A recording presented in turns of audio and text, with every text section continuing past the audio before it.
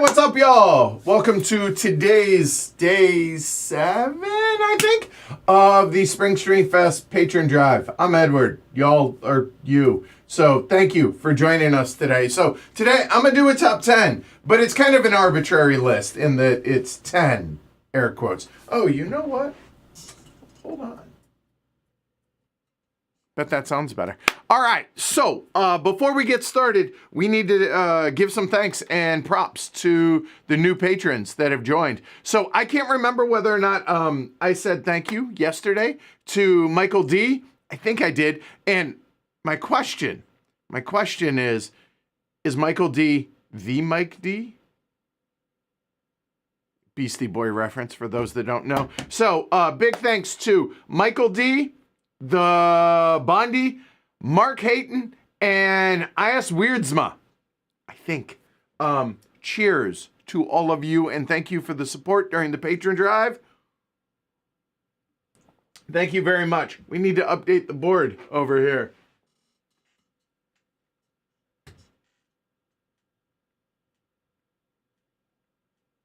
Okay, look, I know that number is bigger than the people I just spoke about, but apparently some of the folks that we lost, credit card, didn't work, whatever, are back. And so that is awesome. So thank you to everybody that supports the show. Really appreciate it. There are two ways really to support the show on the stream today. Two ways. One, like and subscribe right now. Go ahead, do that. It really does help the channel. It helps the algorithm. More people see it.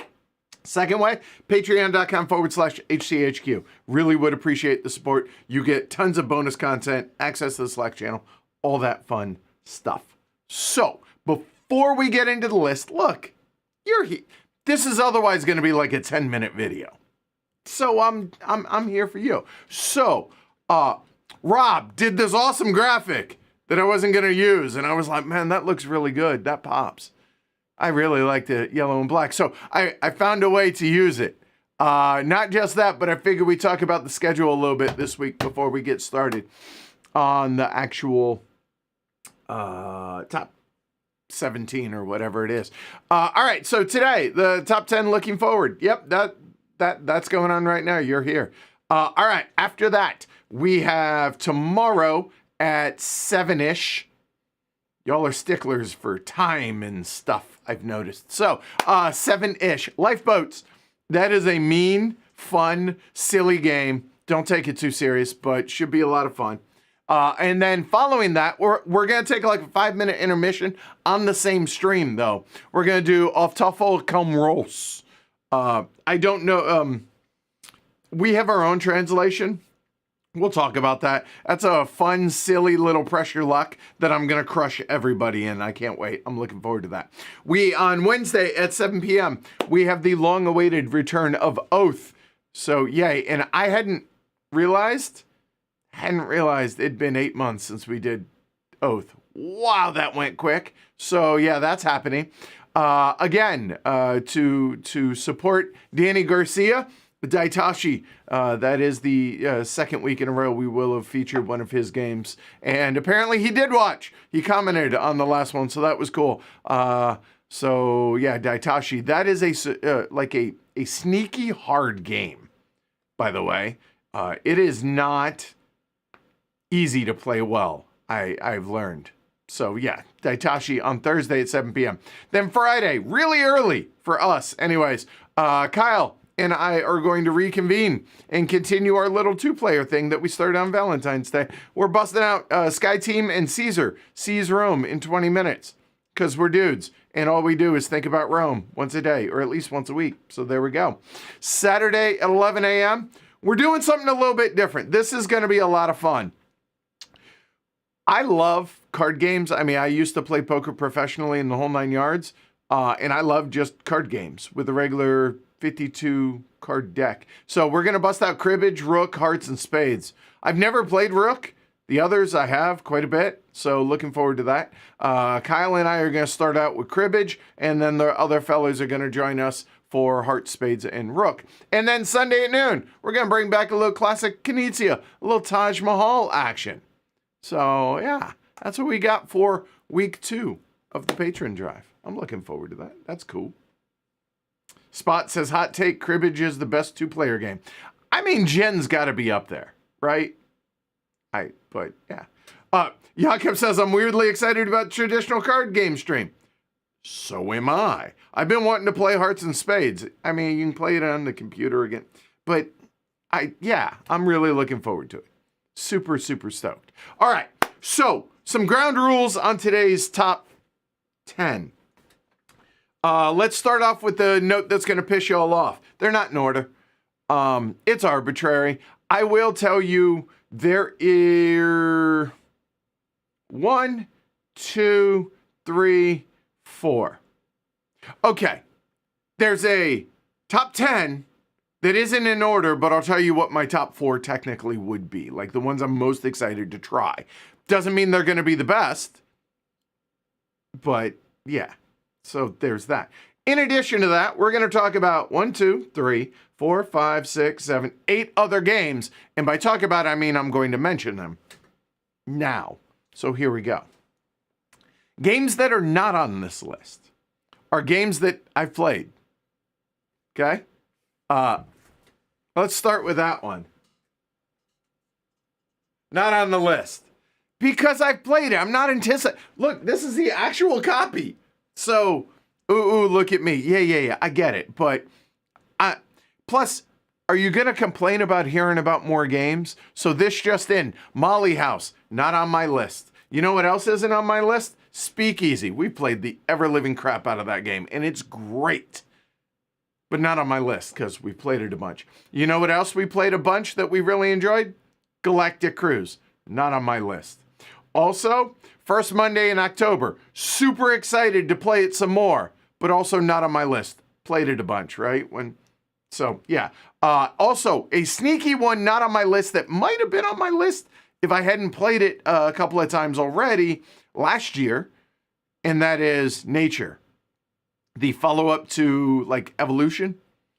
Surprisingly clever card play in that game. Really enjoyed it, but also not on my list. There are 3 others. One because I missed it. That's this guy's fault. And 2 others because it's out. One's already out, and the other is it's a reprint. So, Quebec is getting reprinted from Spielworks. I am so excited for y'all about that. The fact that Quebec, it's Quebec, but Quebec is going to be available to more people. And good news, because it's coming from Spielworks, you know what it's not going to have? Garish colors. It's going to have different shades of beige. That's a joke. Uli and Harold will get the joke. It's funny. I think it's funny. It's funny. All right. Also, the other game not on my list because it's out already, but I haven't played it. And literally everybody I've talked to about this is, oh my God, it's amazing. So we'll see. Star Trek Captain's Chair. So apparently, Tertzy, old David, is a huge Star Trek fan. He is a massive Trekkie. And that comes through in the game. But you don't need to be a Trekkie, and apparently it's a fantastic game. I haven't played it yet, but it's out, so I didn't know if I should include it, but I thought I would mention it. So, Star Trek Captain's Chair. And the one that I missed, by the way, I'm going to break that rule later on when I talk about a game that's on my list that, whatever, doesn't matter. It's my list. I can do it. The other one, I think it was Steph from Hamburg, just mentioned this. I just straight up missed it. Angel Share from Spielworks. So Angel Share, you know, it's the portion of when you're distilling spirits that just evaporates. The angels have drank it. That's all I know about the game. Spielworks, and it's about distilling. I'm in. Okay, I'm looking forward to that. I'm stoked. So cool, but I missed it. There are inevitably going to be games that either I've missed, not heard about, or chose not to put on my list. Does that mean I'm not looking forward to them? No! It's a top 10-ish. See? Look at Dilwyn. Oh my God, Captain's Chair is amazing. See? That's what I'm saying. People are really excited about it. They are loving that game. So, congrats. Way to go, old Tertzy. But yeah, I haven't played it yet. All right. These are randomly thrown up here in order. I'm going to surprise myself in the order in which they are. And so you'll have to bear with me on getting a little bit of reference, because a lot of these I don't know a lot about, but they have some kind of hook that has me, that made it onto this list. Some I know more about than others. one of which technically is available in English, but still kind of hard to get, I guess. And the other, I've played two of them I've played prototypes of, but I figure that's okay to include them on my list. My list. I can break the rules. All right, let's get started. This one may or may not surprise people. I imagine it's going to be on a lot of people's list. So Baghdad, City of Peace. Let me bring that one up here. All right. So Fabio Lopiano, look, he's about to be my shadow again in a month and a half when we go to the Gathering of Friends. Fabio, I met him in person at the Gathering of Friends, and he and I basically hung out for 10 days. It was pretty cool. And I played Sancore there. I played Shackleton's bass there of his, and he was super excited to get me to have me play him. Along with Shrey was there, Derek was there, other folks of the group. Sarah was there. Jess obviously was there as well. And so I haven't played this. My guess is I'm going to be playing this next month, but I'm looking forward to it. Fabio's been crushing it lately.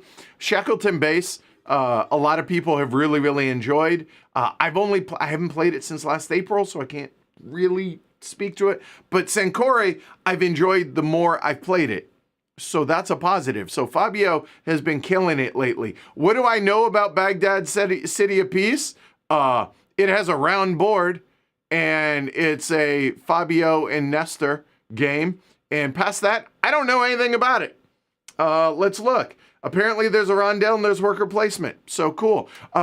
In all seriousness, I believe there was a pretty clever little card play mechanism in it. But honestly, Fabio's getting to the point to where if he's coming out with a new game, I want to check it out. And that's not to diminish Nestor Mangone, or I think is how you say it.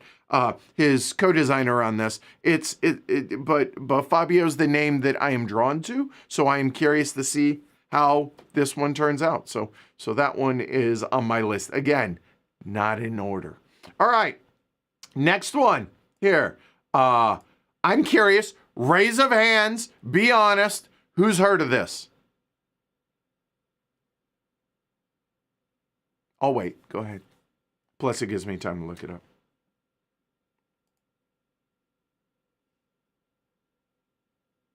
Thank you, Iraq Normus, for being honest. I'd never heard of it. All right.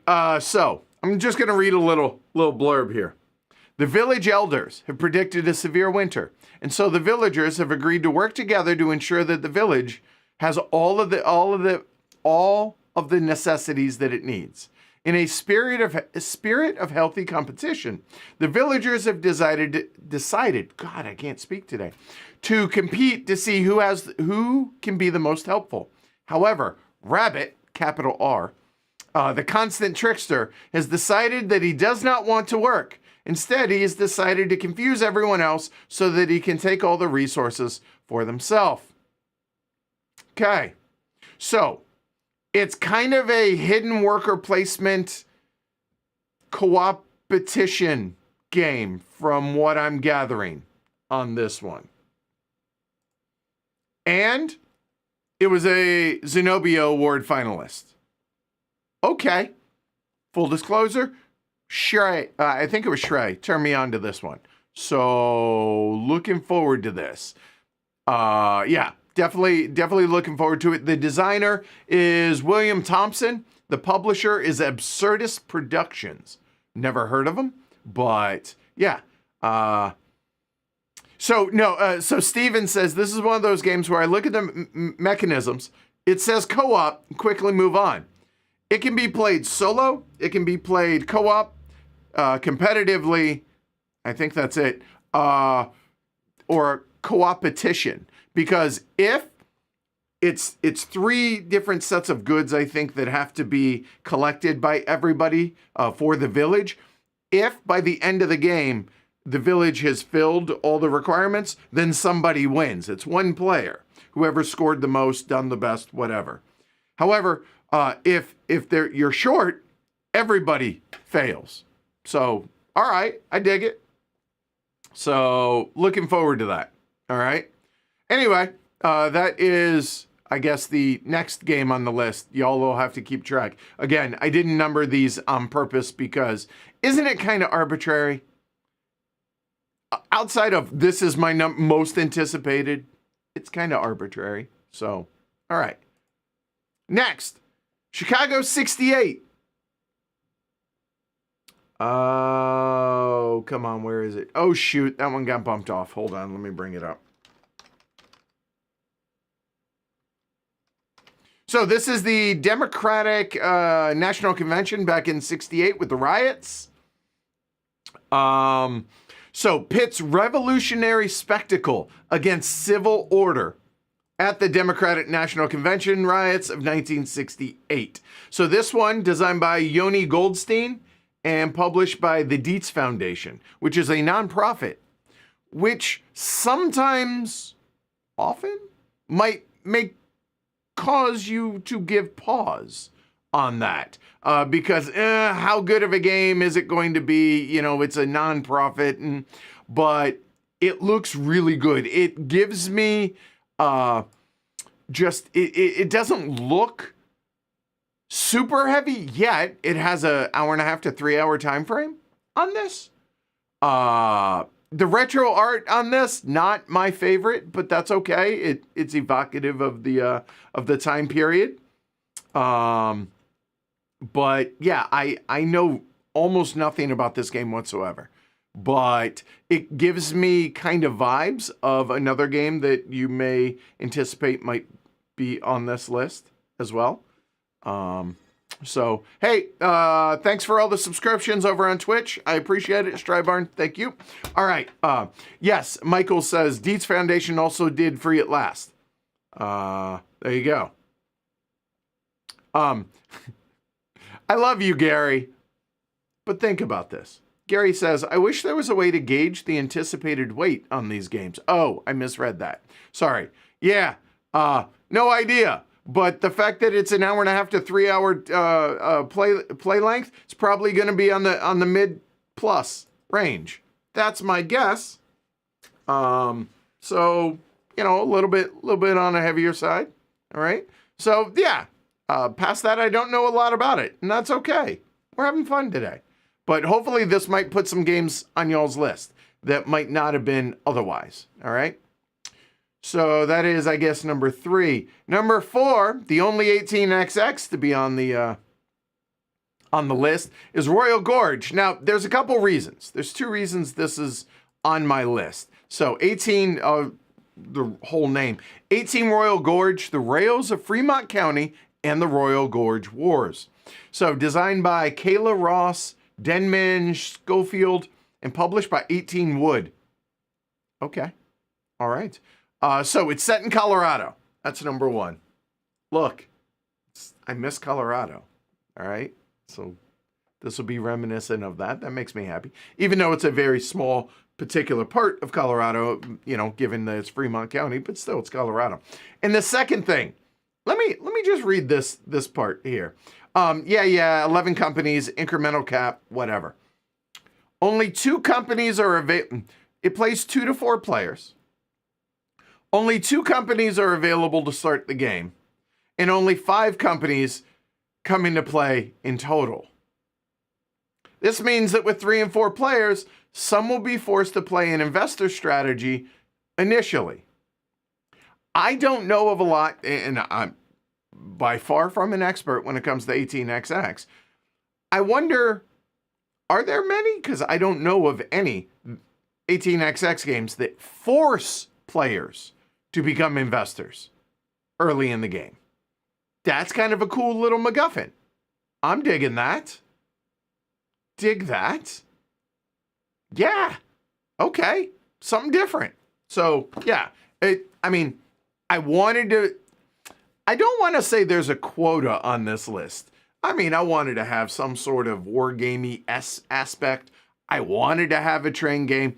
But if it didn't make the list, it didn't make the list.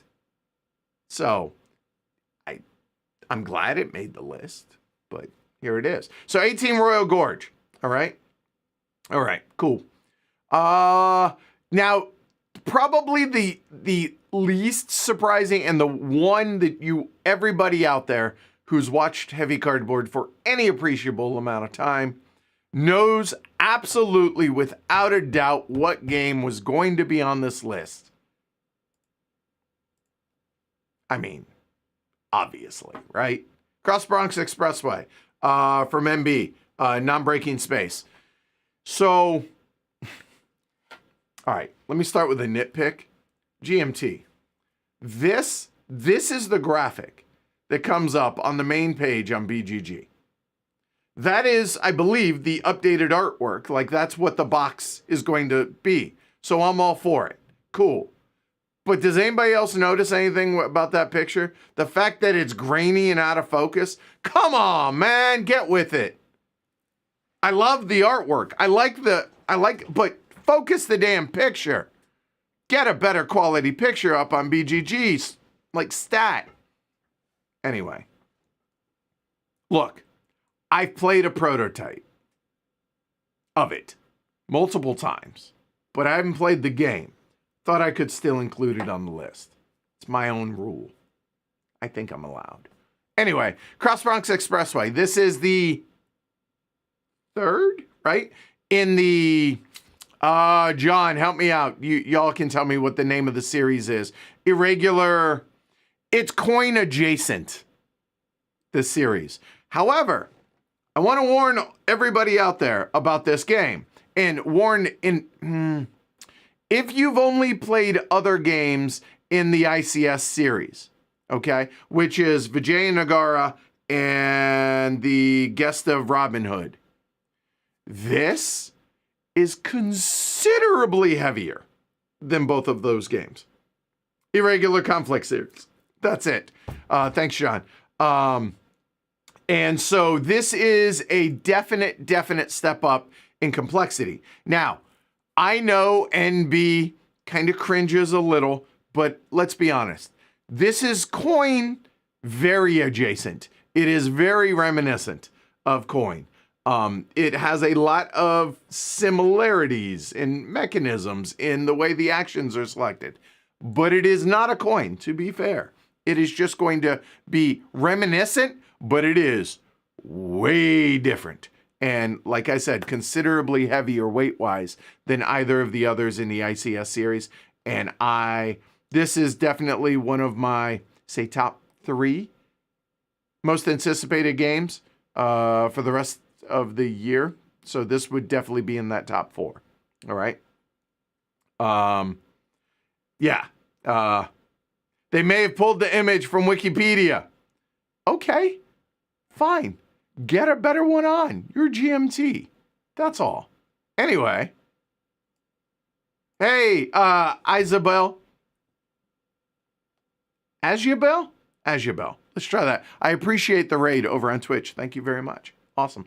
All right, so let's keep going on the list. So Cross Bronx Expressway, and I feel like I mentioned that, GMT Games and Non-Breaking Space, NB, who I could consider a buddy of mine. This was supposed to be out last year. Should be out at some point this year. All right. Moving on to number whatever this is. All right. Freya's Swamp. I've done that every time in my head. It's Feya's Swamp. I apologize. Freya's Blessing is a different game and wasn't great. But let me... Nope, that one got bumped off as well. So hold on one second. There we go. There. Feya's Swamp. So two reasons for this one to be on the list is Kai-Vai, from the same designers of Kai-Vai. So Helge Ostertag and Anselm Ostertag as well. So that, and also it was from same designer as Terra Mystica Gaia Project, which I'm not in love with those games. I like them. They're fine. Kai-Vai I really enjoy. And this is the next game from them. The publisher is Fractal Jogo. So looking forward to checking this out. It says, in Fea's Swamp, I keep wanting to put an R in there. You take on the role of the clan of swamp dwellers, aiming to become the most prosperous in the area. I mean, the premise I dig, but the theme, like, oh, it feels very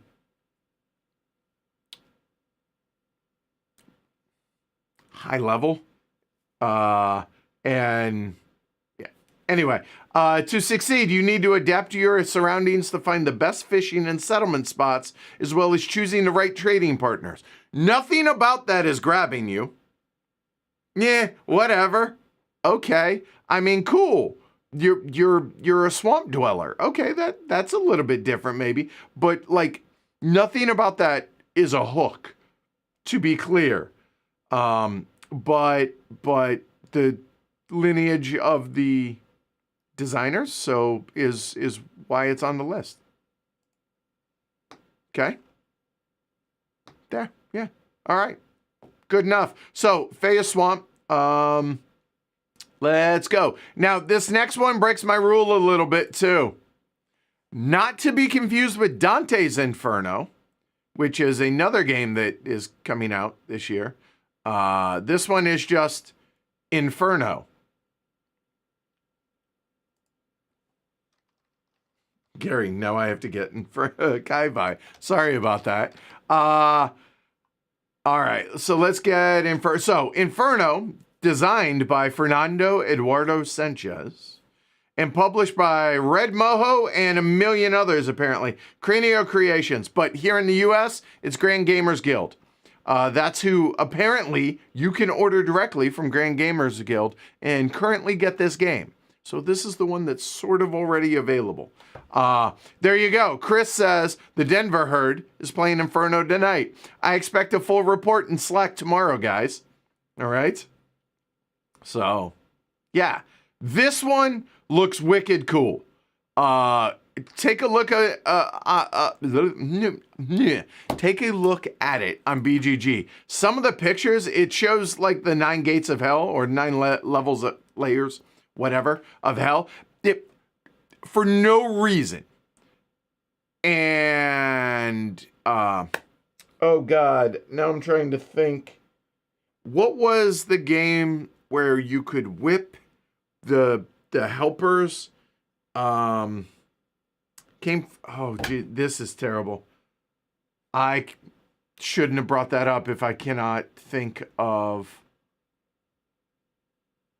Nope, we're just going to move on. Ignore me. Forget I even mentioned any of that.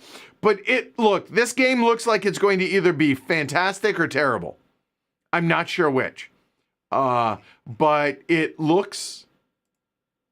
Alicio says this game has the best meeples out there. Okay. So I love how BGG does this. Mechanism, in-game bonuses, grid movement, loans, market, matching, and 6 others. It's an economic fantasy horror medieval miniatures. Okay. So that doesn't really help us. Here you go. Inferno is a soul management game where each player must guide sinners to their respective circles of hell.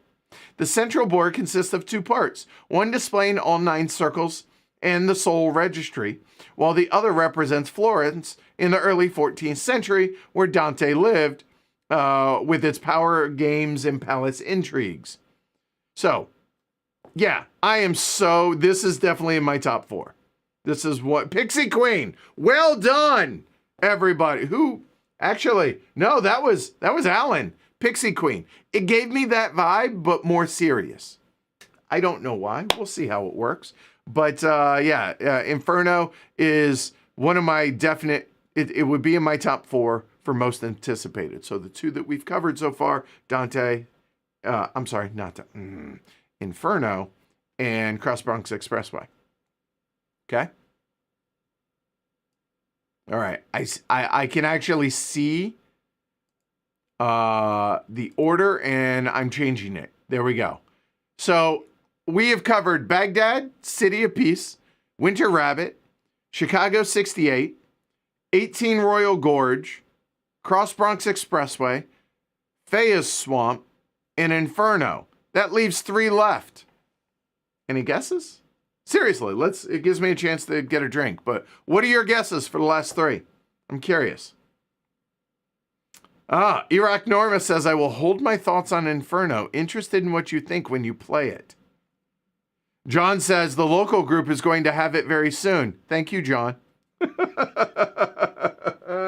So what do you think? And the last three are, again, they're not necessarily the top three. Although, to be clear, clearly two of them are in the top four. I don't know if the new Splatter's coming out this year, so I didn't include it. So no, Adam. All right.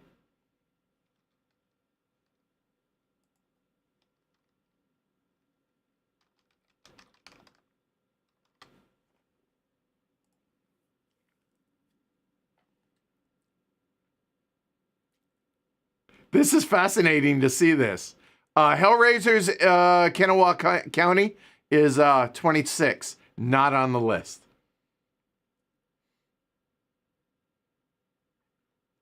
Sweetlands, not on the list. Thought about it. But the problem with Sweetlands is it has a theme that really is a miss.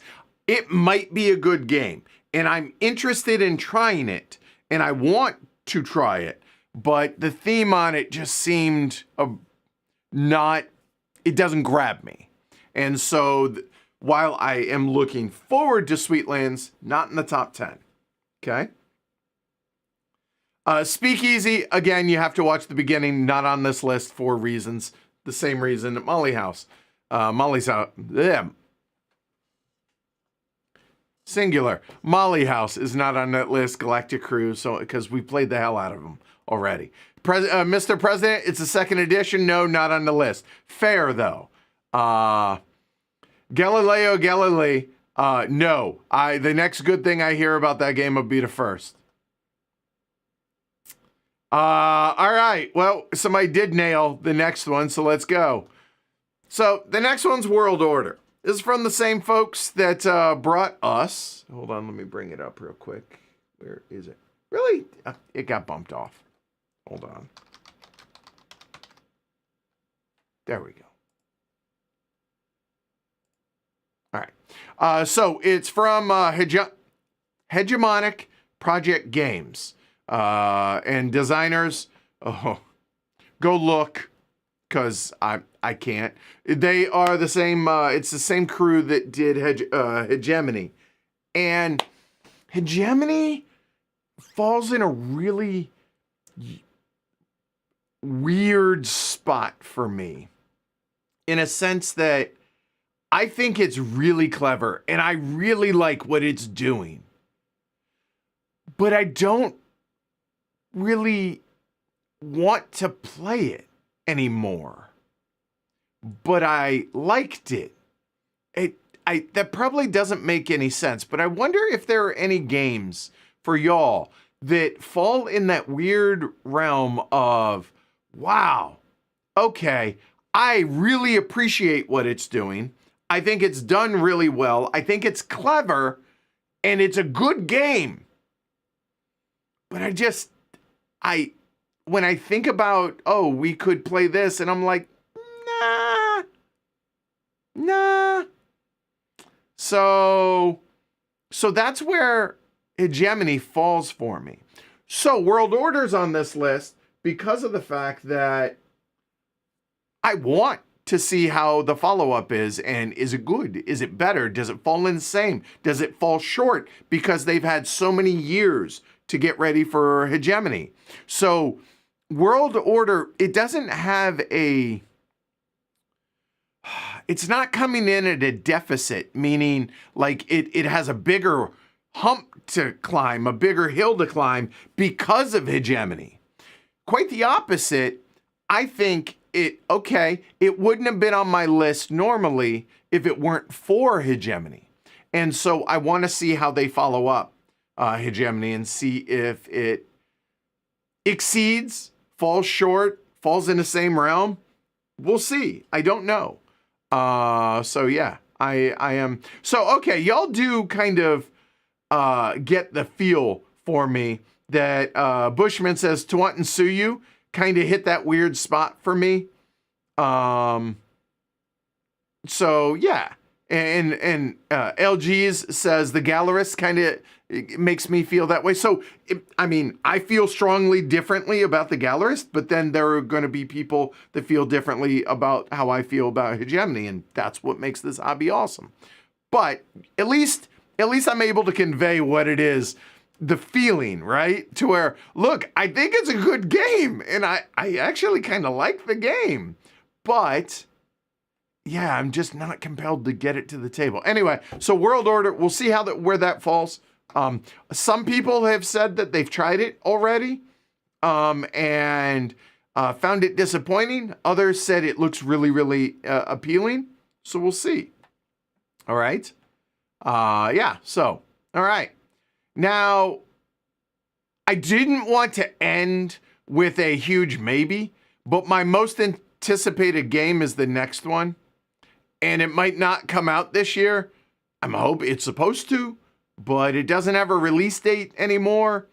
And some of y'all that watch GMT's P500 stuff closer than I do probably will be able to tell me, yeah, it's probably slid to 26, but I don't care. And here's why. Mr. President was my most anticipated game for 3 years, 4 years, kept sliding. You know what it didn't do? Miss. It exceeded expectations, and those couldn't have been higher. So I'm okay with that.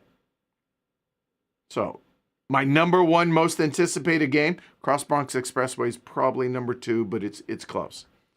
The fact that nobody brought this up tells me it's probably 2026, but it's Coast Watchers by Volko Ruhnke. Now, if you've never heard of Coast Watchers, yet you watch this show, that's okay.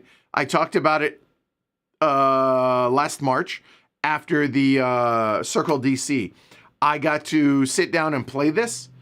We played it 6-handed as a 2-player, or it's a 2-player game. We played 6-handed, and it was pretty, 2 teams of 3. It was pretty fun. We did a demo of the prototype.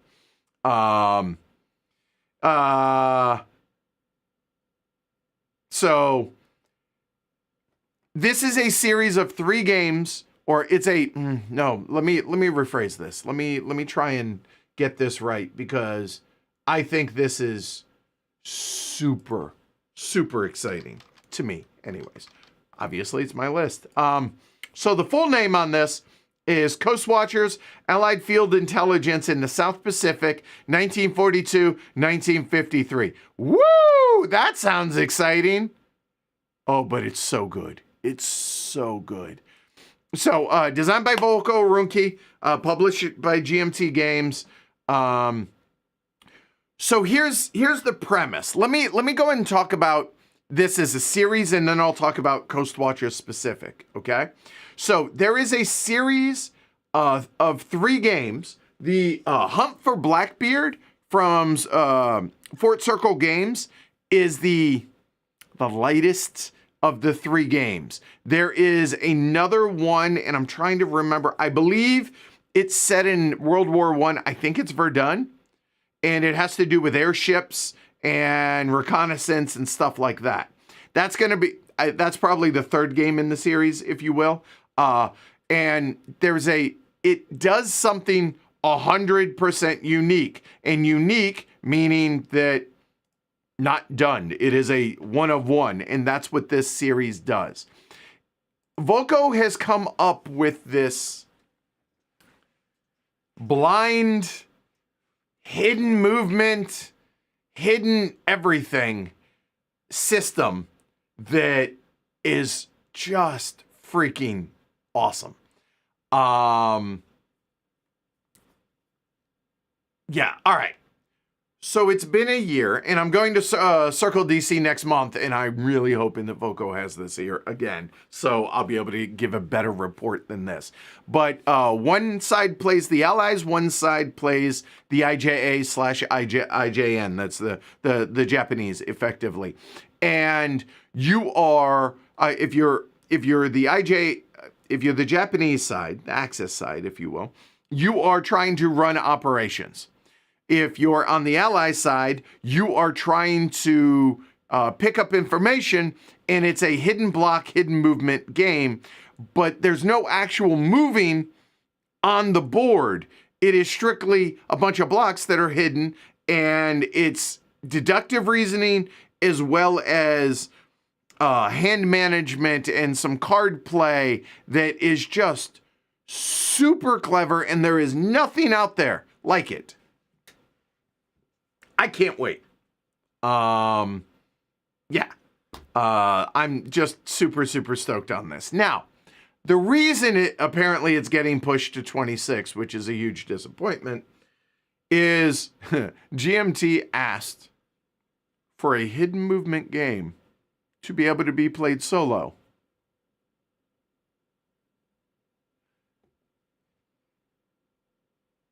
I get it. Look, I like solos as well. This is a game that shouldn't have that. It shouldn't need it. Play it two-player. Anyway, you can play as teams. All right, look, I'm excited. All right. So I'm excited that later on this month, I might be able to play this again. Super stoked. And being able to hang out with Volko. When I go to Circle DC, by the way, I'm going to sit down for a little quick interview with him and then set something up for a more formal interview in April. I'm looking forward to that. Anyway, and Seth says, it's how I felt after playing Indonesia the first time. Yeah, it was just awesome. My experience playing this was just, I want it right now. Damn you, I gotta wait. So, yeah. Okay. Anyway. Cool. All right. Then the last game on my list, I never heard about until yesterday. Full disclosure. I apologize. A special shout out to John and a special shout out to Rado for having this on my list. Without those two, it would not be on my list. And this one, Grenville. Raise your hand. Who's heard of Grenville? I did as of yesterday. Curious. Give me a second while I bring it up here. Yep, fell off the list too. Oh, because I'm cycling through them. That's why. All right. I like the tagline. Grenville, you want to live here.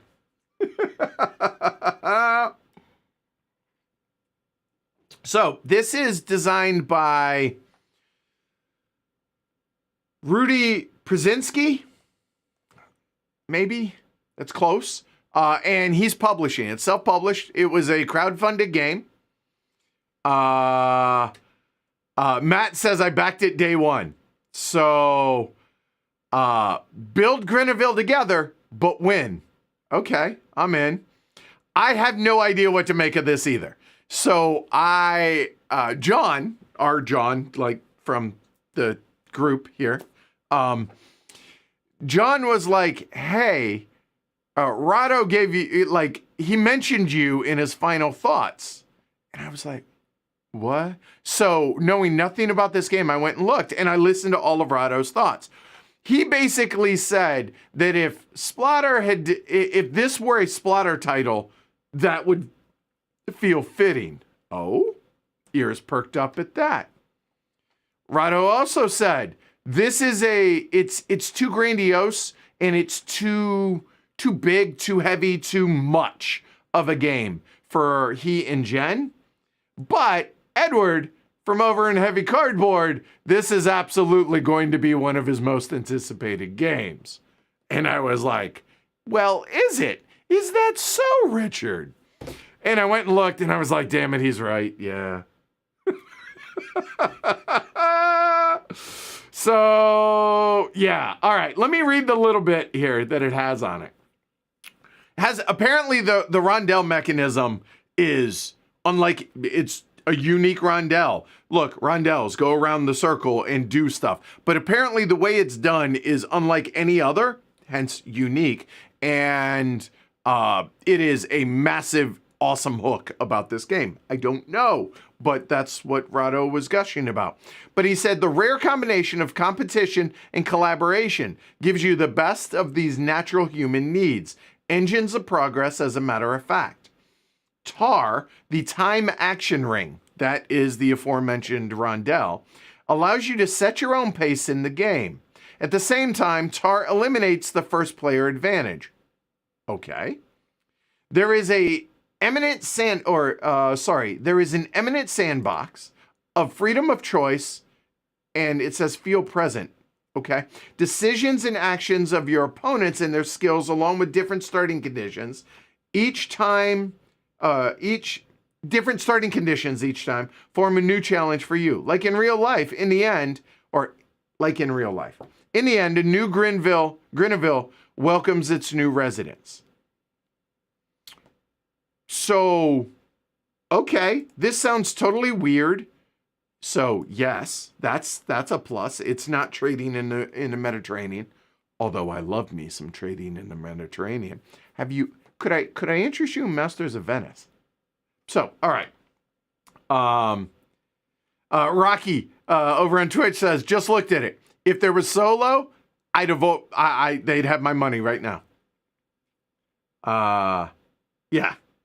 It's a snail rondelle. So yeah, apparently you set your own pace. So unlike Kraftwagen, which we recently streamed, the new Age of Engineering, right? The newer version, to where it's one of those time rondelles, like or in like Lignum, effectively, not really a rondelle, but the track, to where you can race out, go as far forward as you want, but whoever's in behind, they get to keep taking actions as long as they're in last, similar to Shipyard, so on and so forth. Apparently it's not like that, but apparently some of the better actions push you out for, I don't know how it works exactly, but it sounds really interesting, and there's enough hook here to get me excited. Can you tell? So, yeah. Michael says, there's a 46-minute how to play video. Sounds big. You know, right? So yeah, I'm totally here for it. Is it my most anticipated game? No, it's probably my number 4. So if you want me to put these in some order, the top 4 are definitely going to be Cross Bronx Expressway, Coast Watchers, Grenville, and Inferno. And I hope they all live up to it, plus the others. And again, in case you missed the beginning, I'll go ahead and rehash this. Molly House, Speakeasy, Galactic Cruise, First Monday in October, and Nature.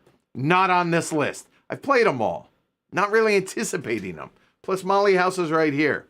Coming in 2 weeks, by the way.